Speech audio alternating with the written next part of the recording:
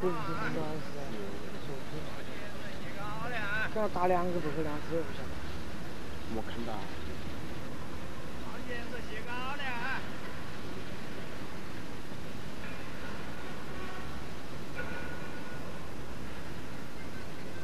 再往前。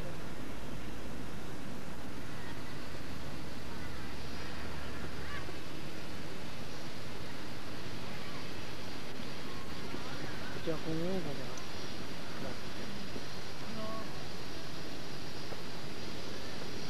是的他。你说好像注水一点。哎呀，这个来才行。这个花了我跟你说，就是像意外那种。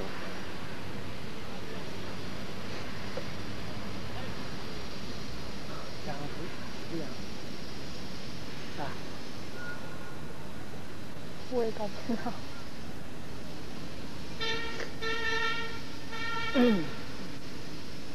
走我们过个大海。哦。那边是哪里？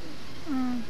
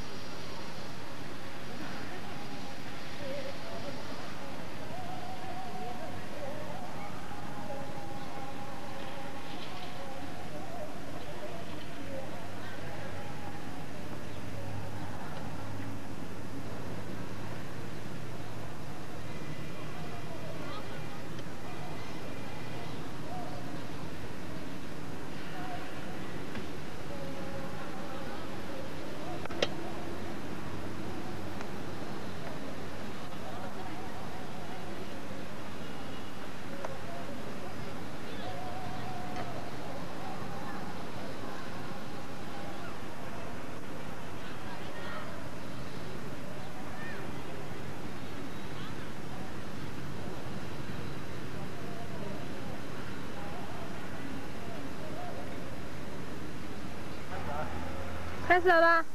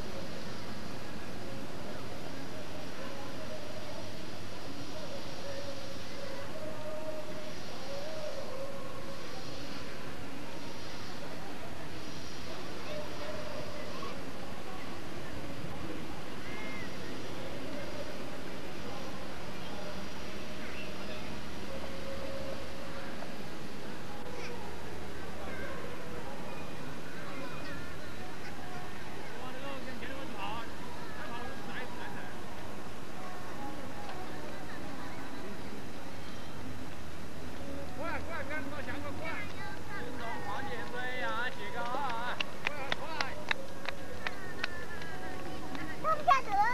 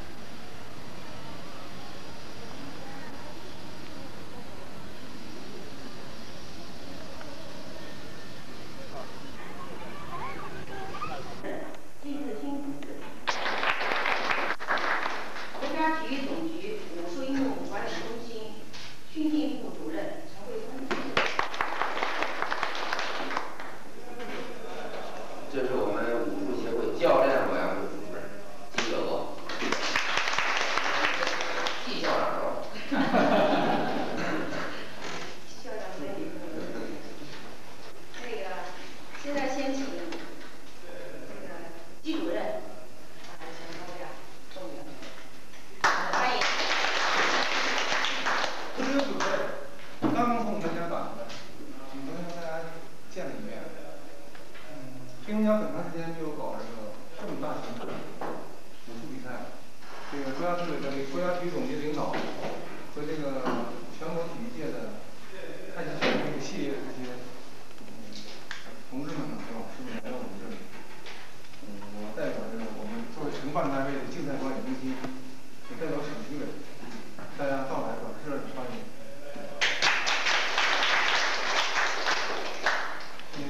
武术这个项目呢，作为我们这个中华民族的这个文化的瑰宝，已经存在了几千年了。而且太极的系列这个比赛呢，在目前世界上是最风行的，特别是我们这个项目，通过这个太极这个项目这个系列比赛，使世界呢更了解这个中国武术文化的精髓。特别是现在呢，讲人与自然的结合的时候，在现代化的城市中，这个太极拳、剑和推手呢，使那个我们这些盲区这个城市生活中人呢得到一种锻炼，一种特殊心灵的方式。这样的比赛呢，在我们哈尔滨这个刚刚这个高速水灾这个城市，对于我们全民健身运动的发展，对于黑龙江省的武术的推广发展，都具有极其重要的意义。所以我们在水灾之后呢，我们体委党组研究专门研究这个应该承办办得更好，办得更好。我们现在一共7、8个人，为了好好的比赛，进行很大的努力。几天前呢，我们给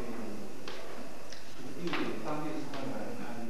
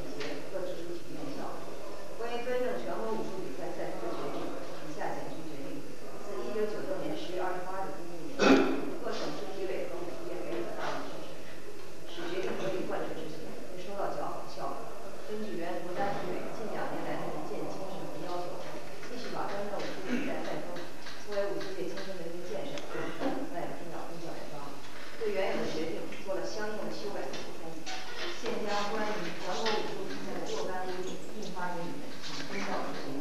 国家体育总局办公厅1998年3月27日。关于全国武术比赛的若干规定，为了贯彻国家体育总局关于本章赛风实现赛风根本好转的精神，加大参赛武术赛事的力度，把武术队精神文明建设和反腐败的工作落实到实处，使武术比赛做到管理有方、裁判公正、外场文明，提升武术赛事水平，促进武术运动健康发展。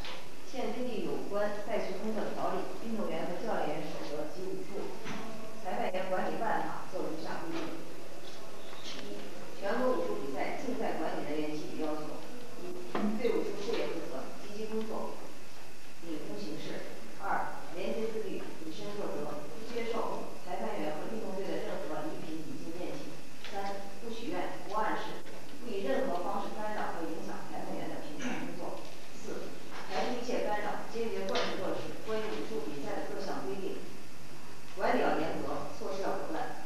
二、全国武术比赛裁判员纪律要求：一、严格遵守赛会的各项规定，认真参加政治和业务学习；二、不得以任何形式在赛前议论，相互串通排练名次；比赛期间不得与运动队谈论有关比赛的事宜；三、不接受运动队的任何礼品、礼金、宴请；四、排除干扰，以规则为准绳，以运动员的现场水平为依据，做到公正、公平、公开。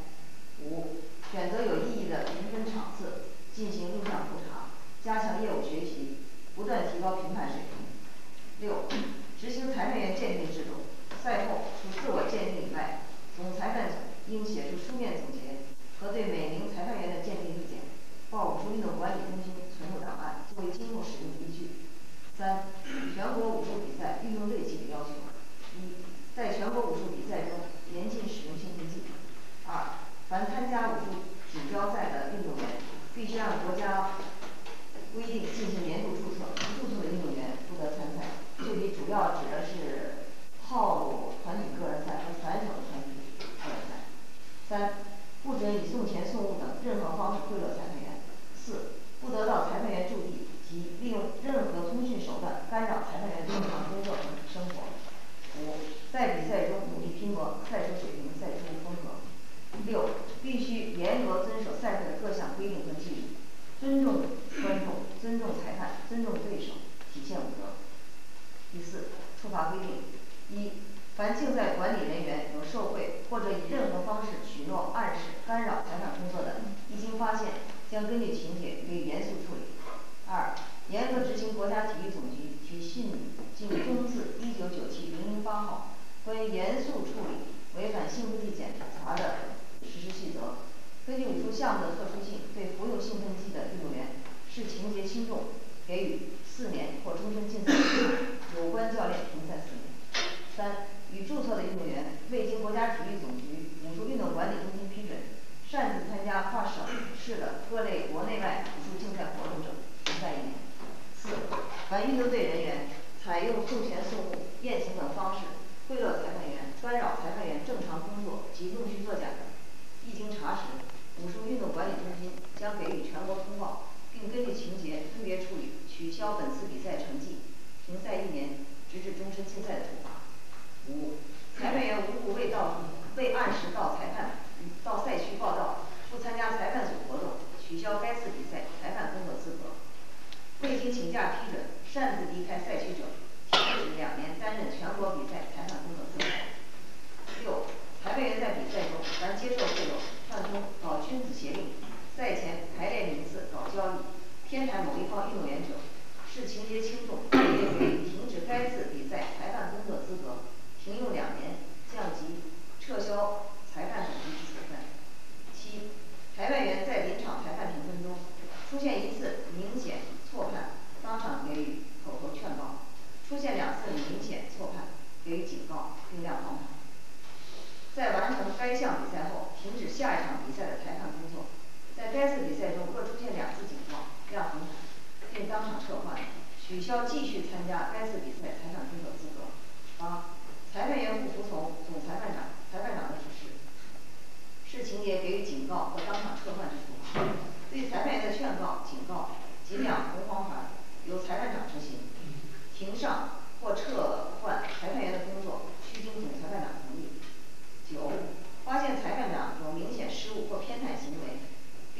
接受总裁判组另计调整分数的意见，则给予警告，当场撤换，并取消继续参加该次比赛的裁判工作资格。对裁判长的警告由总裁判长执行。10. 总裁判长、副总裁判长如有偏袒行为，并拒不接受竞赛监督委员会的意见和决定，当场撤换，并取消担任该次裁判工作资格。对总裁判长、副总裁判长的警告由竞赛监督委员会执行。参加人员在比赛中受到的处罚均记录档案，凡受到处分者，以书面形式通知有关单位。5. 本规定自印发之日起实行。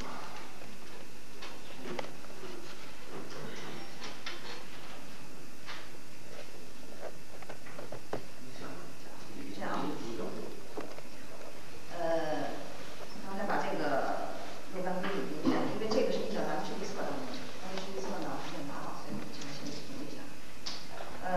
首先应该感谢黑龙江省体委、黑龙江省体委竞赛管理中心对我们本次比赛大力支持和所做出的各方面努力。第二方面也感谢我们在座的各位老师从祖国各地来参加这次的工作，因为大家都很忙，来参加这次裁判的工作来讲也是对我们工作的支持。讲2点，因为首先呢是我们对于这次比赛应该思想上高度重视。那么这次的比赛是我们今年98年度7个国家体育总局计划内的竞赛活动的最后一个。我们问了一下呢，也是黑龙江省体委承办全国性比赛最后一次，规模最大的一次。那么他们也是高度重视。从这次的情况看呢，我们可以这样讲，这次比赛的好坏直接影响到我们9运会武术项目摄像，就增加金牌的这个关系。因为在8运会以后呢，我们也向国家体育总局提出了申请，那么争取在9运会当中呢，争取增设金牌。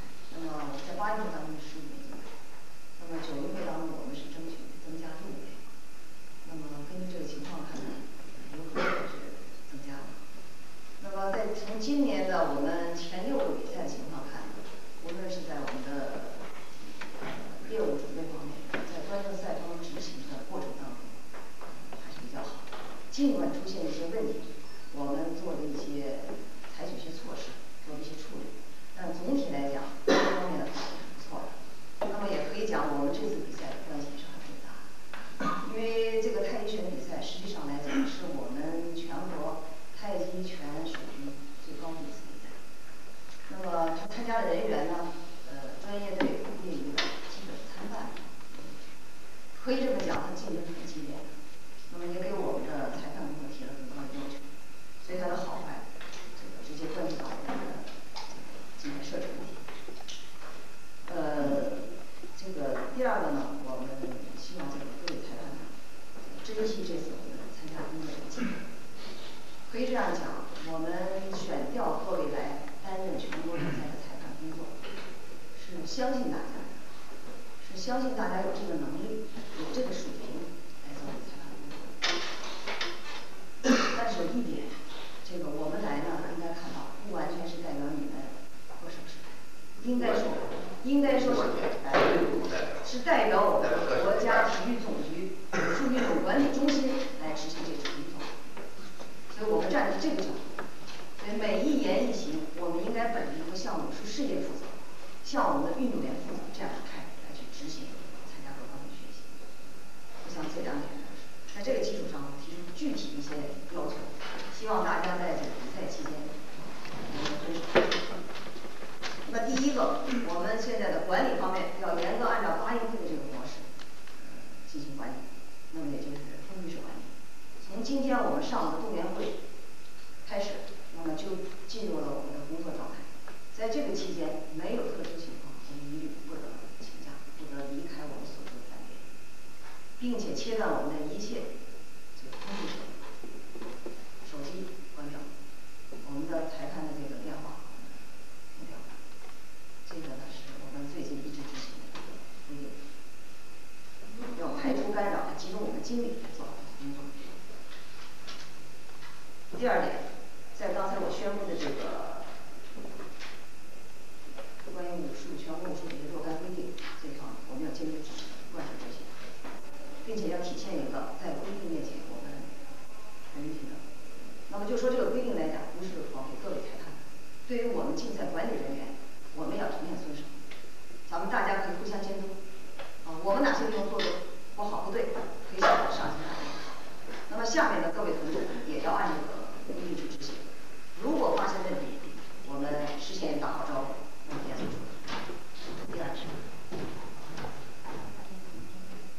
3点，要抓紧时间，认真学习规则。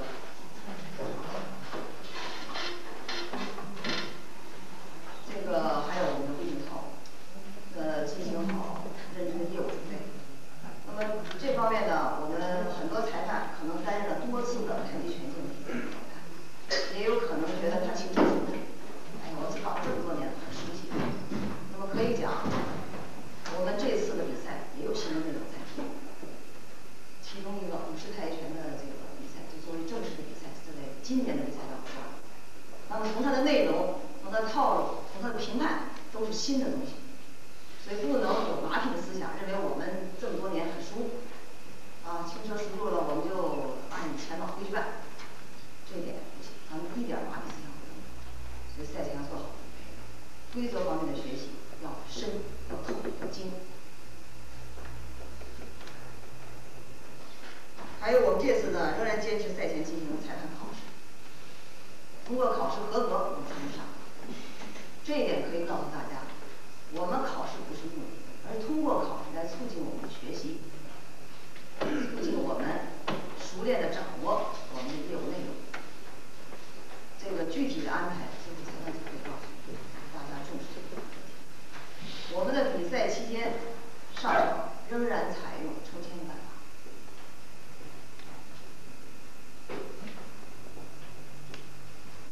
并且要提醒大家的问题，就是在我们抽签以后，不要进行个人的一些动作。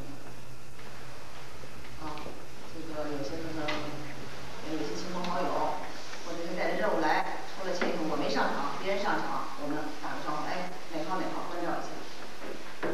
这是实情提醒，因为我们在别的比赛当中也发现过，也进行过批评，希望我们这次比赛不要出现这种情况。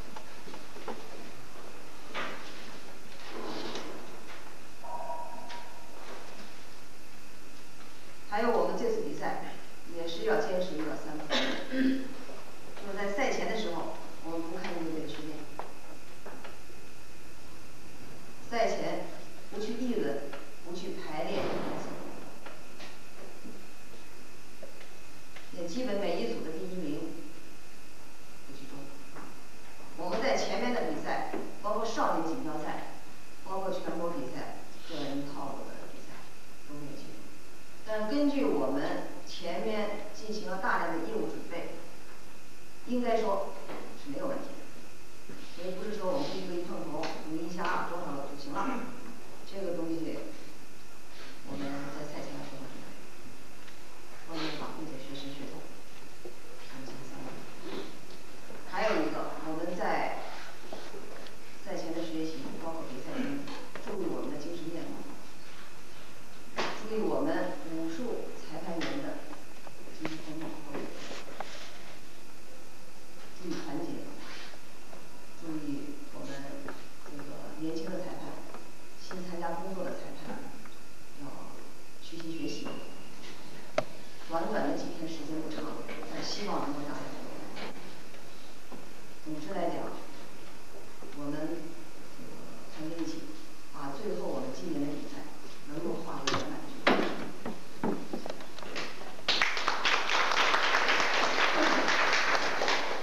下面请国家体育总局武术运动管理中心主任叶同学讲话。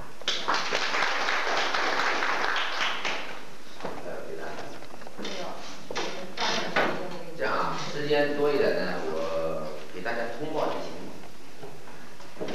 各位知道，这个年底之前，我们的武术活动一个接着一个。我们领导班子30号开会，这领导班子分工都遇到了难度，排不过来了。本来老实说，我哈尔滨这个活动，我想参加到底。老家就在中江，但是明天就得回去。8号去兰州，那个马贤达，各位都知道马贤达的父亲110周年的诞辰吧，有活动。这个呢，作为武术协会的领导应该去，对不对？劳务出现。然后11号，这个中美武术对抗赛，武术对拳击在首都体育馆，11号现在在北京这炒的不得了，假票已经卖到750，这个正式公布的票价大概是最便宜的170，最贵的1500。那么这个在全世界震动是比较大的。然后15号天安门广场万人太极拳表演，所以我们这次太极拳的活动啊，就是跟他讲非高不可。这个小平时一词太极拳好，天安门广场建国以来，咱们武术搞过这么大规模活动，特别就是太极拳，在天安门广场举世瞩目。往外国的一些海外新闻单位这次采访，经过请示以后都同意了。光我们国内新闻单位知道。然后15号之后，17、18号在上海，中国对欧洲3大对抗赛。那么这样呢，在上海新闻发布会就开了，那震动很大。欧洲比利时、瑞士、意大利他们联合组队来打我们。那我们这次基本是亚运会队伍，这2边队伍都是亚运会。那么年底我们还有职业散打，可能还有2场。这个武术管校全国的武术管校擂台赛，所以到年底之前，基本我们的活动都开放了。为什么会出现这么多活动？昨天公安报、人民公安报那个采访前面我也跟他讲，社会的影响很大，是武术全接上了这么多活动。我就想，武术发展到现在不容易，几代人的努力，甚至说从民国时期20几年、30几年，南京中央国术馆的时候，现在武术这几十年发展，那个时候谁能想到武术能够走向世界？现在老实说，就传统武术，有哪一个国家是没有武术的？你找不到。他健身呢，学会也会练的。竞技的77个会员国，要跟其他一些国际组织比，是算中等的，而且还有很多国家加入进来。那么说呢，经过几代人的努力，也包括我们在座的所有裁判员，这个，那我们要珍惜。但是光珍惜不行，还得发展它。我们在这个时代承担这个任务，咱们都是武术界的，分工不同，但是共同承担武术这个任务。我们是把它发展快一些呢，还是说维持现状？再过10年、20年，回头一看，我们觉得我们后悔不后悔？所以现在这里边就有一个危机感、紧迫感的问题。所以我想大家这次来，已经临近年底了，各单位事情都很多。我们参加这次采访工作，本身你们对我们中心、对武协会的支持。那同时呢，我想你们肩上也肩负着历史的重任。还有1、2年就到21世纪，我们以什么姿态进入21世纪？21世纪武术怎么发展？我想我们武术界任何一个人，特别是你们，老实说，你们比我内行，你们是搞的武术时间比我长，接触了武术，就这些，咱们如果是画一个圆圈，万出多少个分支？大的套路3手里边职业单打和业余的咱们现在政府级别赛的比赛，国内的比赛和世界级别比赛，那么套路又分那么多，光太极拳又分了5个，那还有这5个之外的呢？去年在澳门还在哪儿碰到一个李氏太极拳，我说这种谁都可以编一个什么是太极拳，但是呢，就是我们现在老祖宗这儿源于中国的，我们编出来的应该是成立。但是反过来，应该是武术外延要扩大，而不是武术圈子越来越小。包括现在的武术定义，专家原来有个定义嘛，现在要重新研究。这定义到现在恐怕也有10多年了。吴少祖就跟我探讨这个问题，就是武术的定义，你们原来的定义和现在有没有发展，要不要变化？老实说，我个人认为要重新研究。我们不是把武术搞得存之又存，范围是越来越小。我看到我们就没法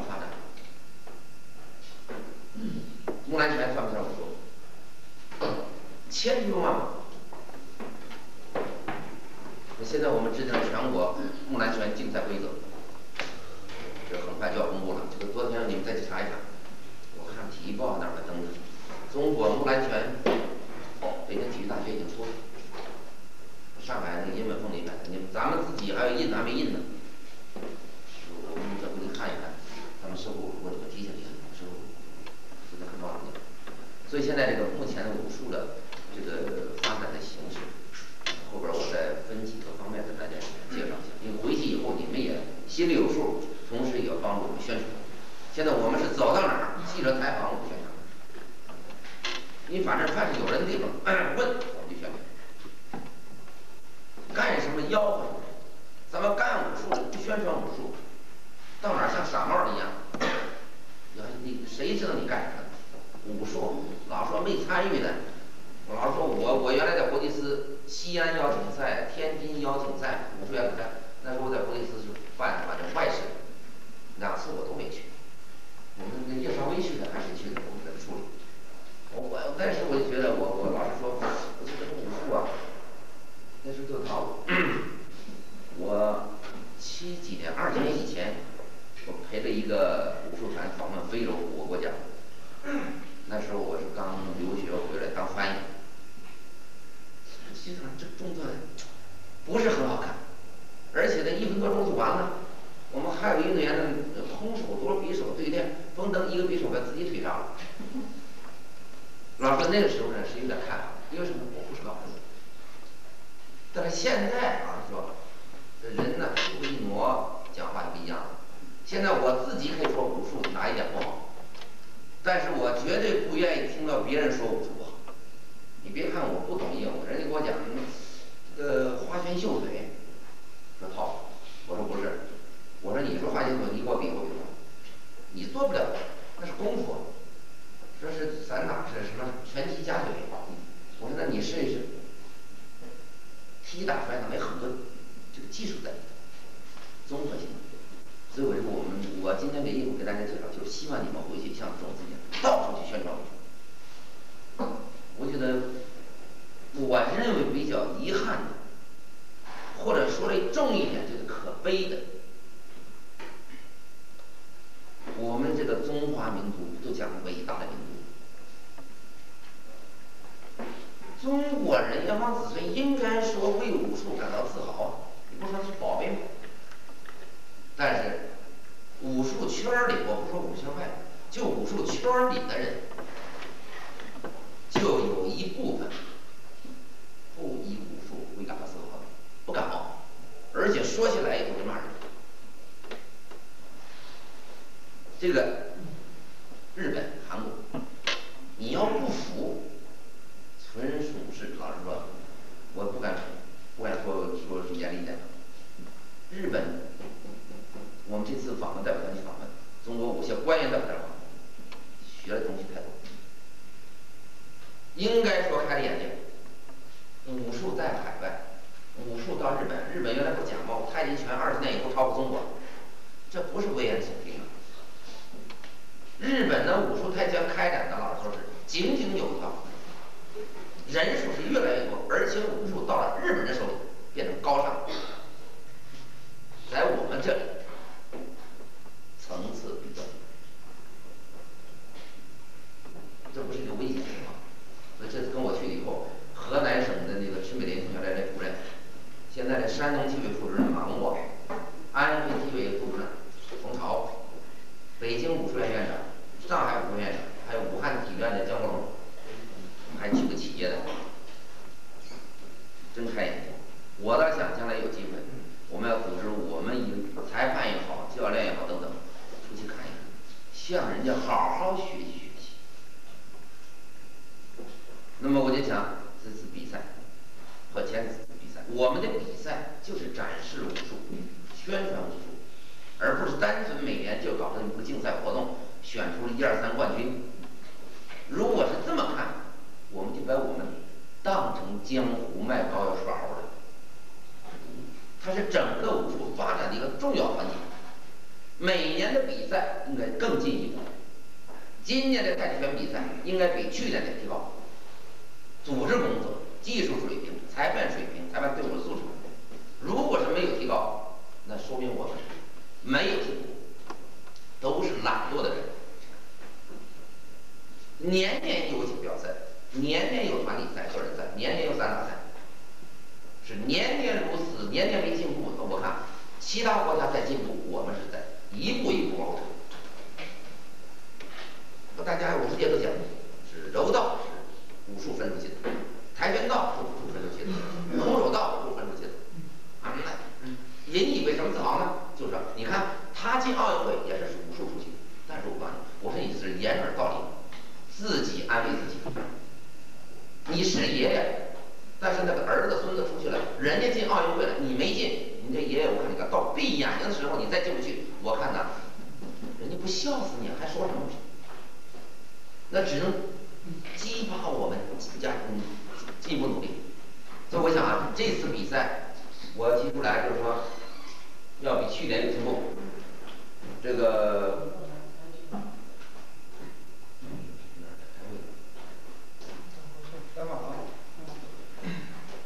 每年都有进步。那么今年我要求，这次比赛要成我们今年全国比赛武术比赛。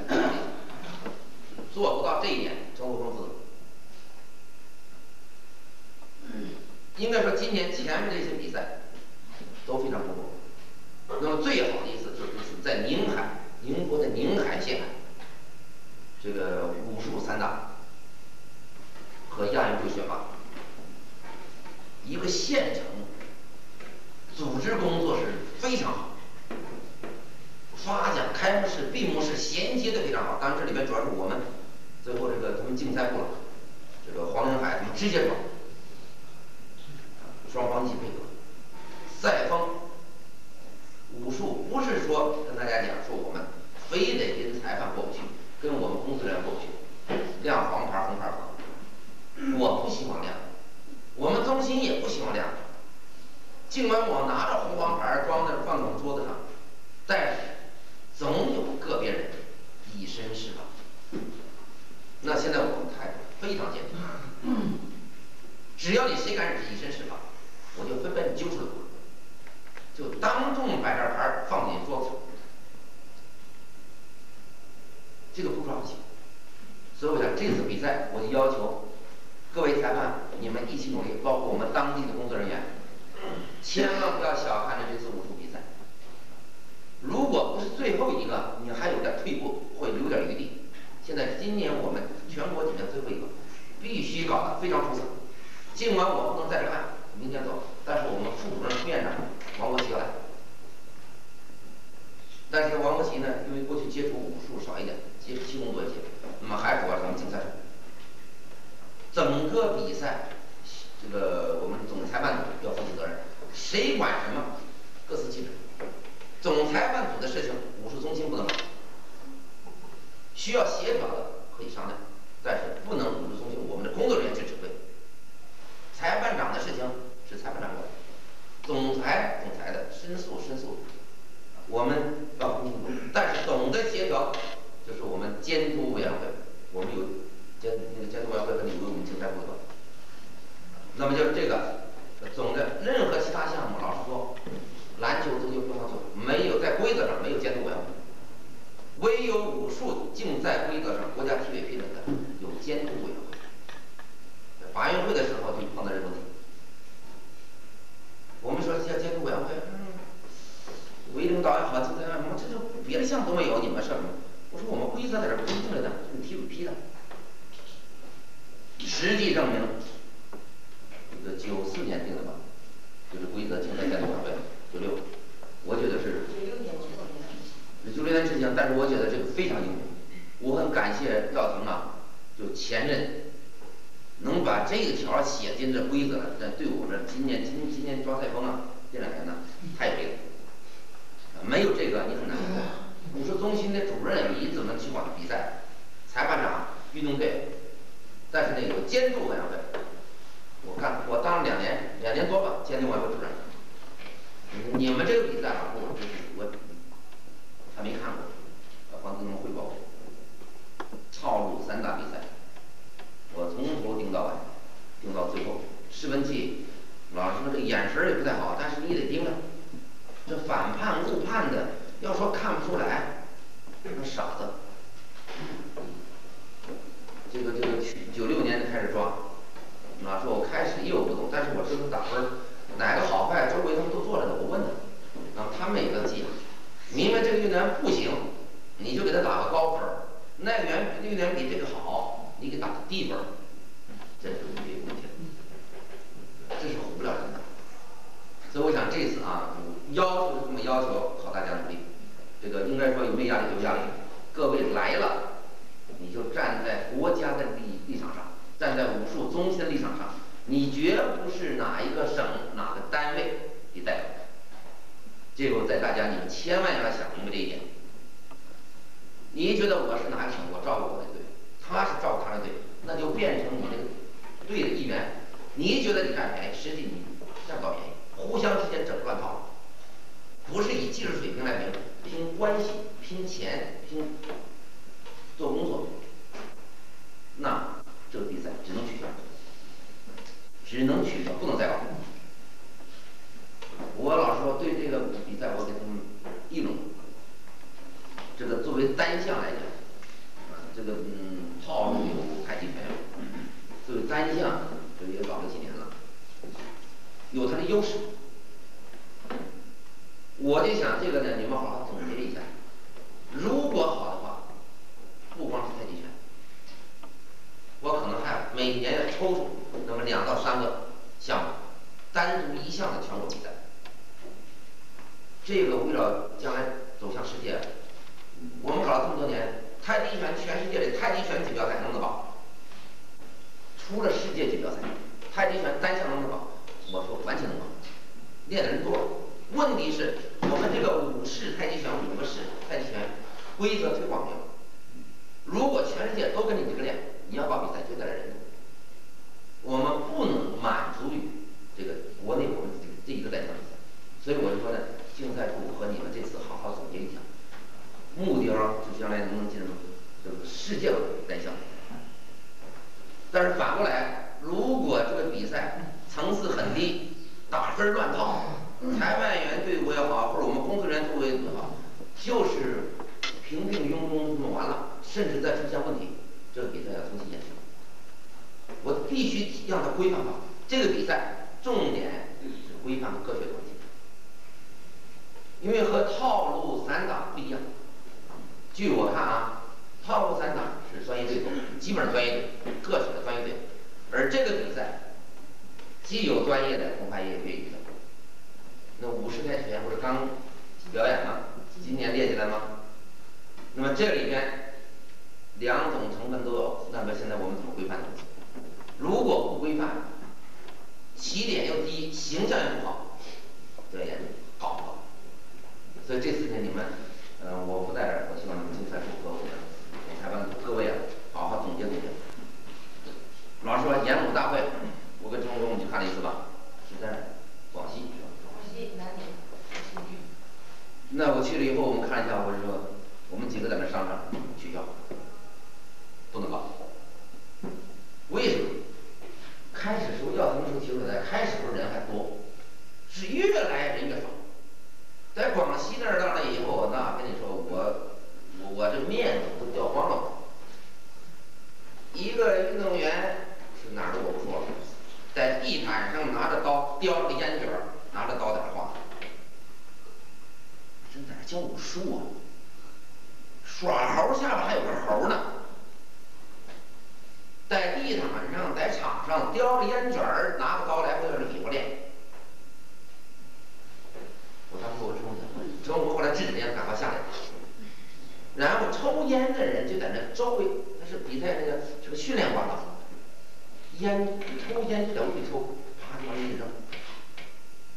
最后一了解，有些农村来的武术管校你都搞不清楚，什么叫武术，我看他都不知道，道德他更不懂，体育更不懂。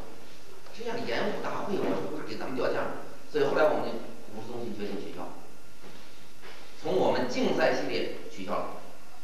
那么现在变成社会武术部，完了，明年5月份第1届首届传统武术节摆上档口，传统武术节里统武术来规范，因为传统武术五花八门呐，丰富多彩。那个说句老话，你各个拳头都可以上表演，但是如果拿到全国锦标赛这个样子，就有问题了。所以我想这次比赛我们按照这个国家体委的规定严格执行。那么竞赛处呢，他们也会在整个比赛期间，大家不懂的可以多了解一些情况多问，但是在原则问题上，绝对不能退一步。武术抓赛风，因为我昨天我问他们，可能我们在座的一些裁判呢，这2年这个对抓赛风情况有多数同志不是非常清楚。这次散打比赛、套路比赛都出现这个新调来裁判，1级裁判我们想锻炼的，出问题是出在新裁判身上。抓赛风，这说抓风是不知道。他到这儿还是按照2年多以前，还按那个来的，那不就完了吗？所以这次讲我讲的是调1级裁判来锻炼，这是我和黄凌海在决策的时候有点问题，不应该在我们全国锦标赛亚运会选拔上来锻炼，应该在其他比赛来锻炼。但是既然来了，那我们要做工作。那么这次来，我希望大家呢认真学习这个规定。请咱们总裁判长啊，组织大家学这个规定，可不能开玩笑的。你别觉得好像我以前也当过裁判，去年也这么当，今年也这么当，可能就要出问题。所以我想呢，就是认真学习，业务上认真学习。这个规定，这是已经是国家体育总局批准的第2个通知了，原来的基础上有改。那么我想呢，武术为什么抓赛风？96年之前。94年的武术竞赛工作会议吧，训练竞赛工作会议。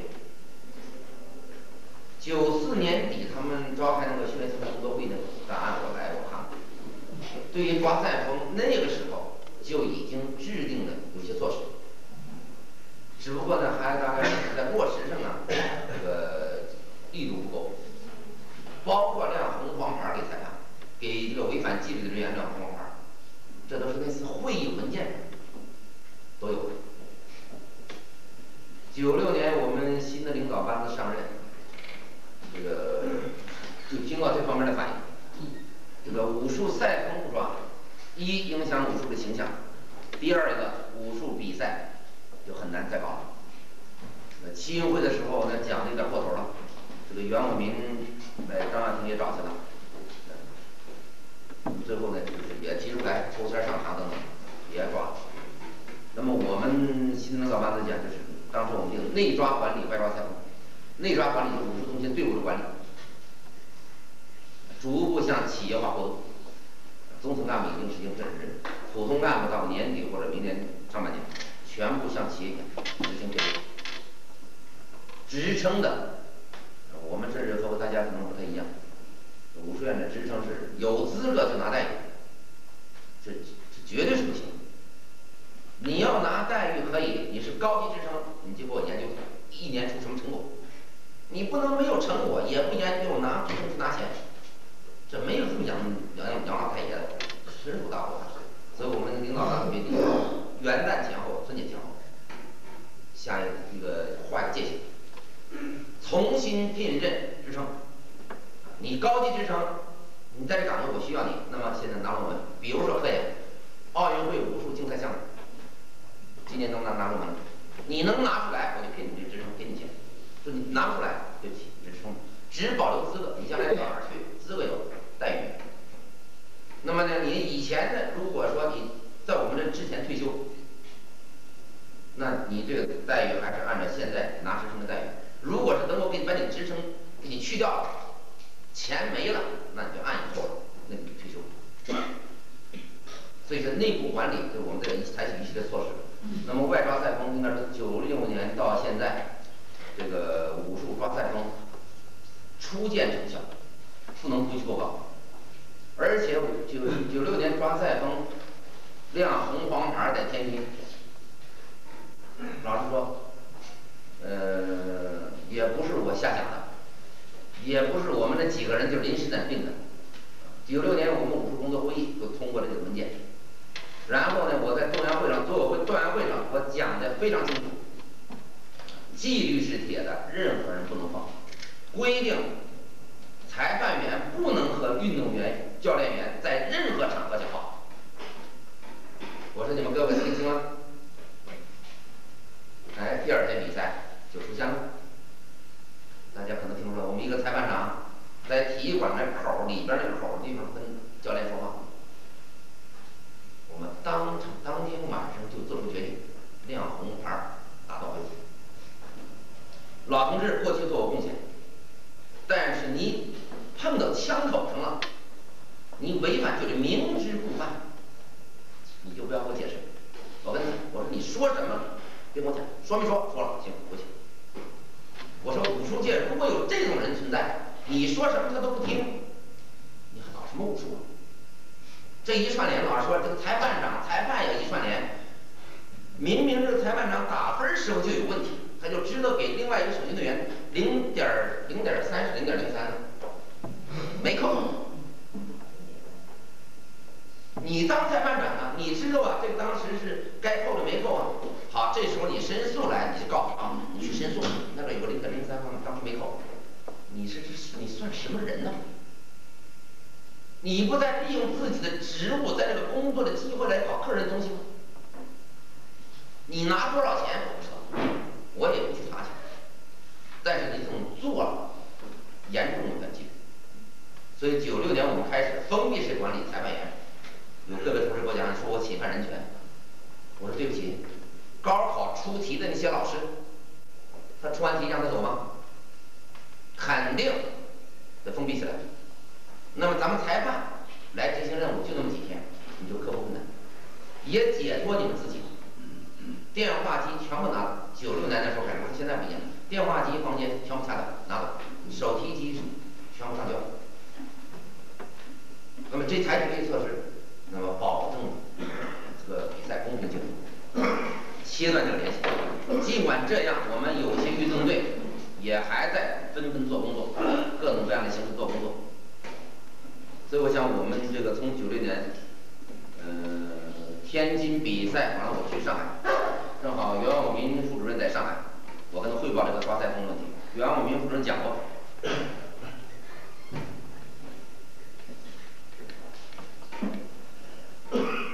抓裁方法就是这么抓，所以大家别以为好像我们武术中心这个好像乱来似的，这是唯领导支持的。那么抓到现在2年多，国家体委监察局、中纪委这个驻体委的纪检组写了过2次简报给监察部和中纪委，就是汇报这个要肯定我们武术抓裁风的问题。所以现在武术抓裁风是坚定不移的抓进去。那么现在刚才讲的这个规定里面，我再说啊，竞赛管理人员重点是我们武术中心，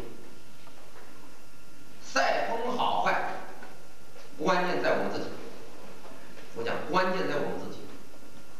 武术中心的赛风不正，一会儿干扰这个裁判，一会儿告诉那个照顾那个运动员，你还搞什么？一出去有